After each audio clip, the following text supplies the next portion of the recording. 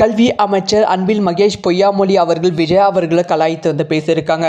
அதாவது தமிழக வெற்றி கழகம் சார்பாக மிகப்பெரிய பிரச்சாரம் வந்து திருச்சியில் வந்து நடந்தது. ஸோ வரலாறு காணாத அளவுக்கு திருச்சி வந்து கூட்டம் கூடியது அப்படின்னு தான் சொல்ல வேண்டும். விஜயா அவர்களை அந்த அளவுக்கு வந்து வரவேற்றாங்க. 9 கிலோமீட்டர் தூரத்தை கடக்க 5 மணி நேரம் வந்து ஆகிவிட்டது.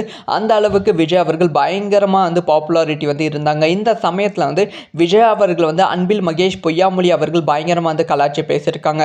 அதில் அவங்க என்ன சொல்லியிருக்காங்க அப்படின்னு பார்த்தீங்கன்னா வந்து கும்பலாக வாங்க, என்ஜாய் பண்ணுங்க, என்டர்டெயின்மெண்ட்டாக பாருங்க, ஹாப்பியாக இருங்க. ஆனால் மக்கள் வரி பணத்தில் கட்டப்பட்டுள்ள பொது சொத்துக்களை சேதப்படுத்தாதீங்க.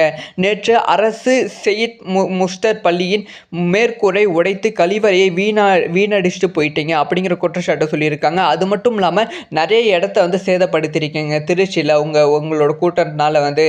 ஸோ தயவு செஞ்சு இப்படிலாம் பண்ணாதீங்க அப்படின்னு சொல்லி விஜயா அவர்களோட நிர்வாகிகள் தொண்டர்களுக்கும் வந்து அன்பில் மகேஷ் பொய்யாமொழி அவர்கள் எச்சரிக்கை வந்து கொடுத்திருக்காங்க.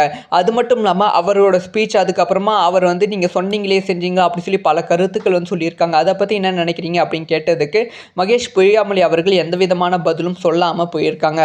இந்த ஒரு விஷயத்தை பற்றி உங்களோட ஒப்பீனியனை கமெண்ட்டில் லீவ் பண்ணுங்கள்.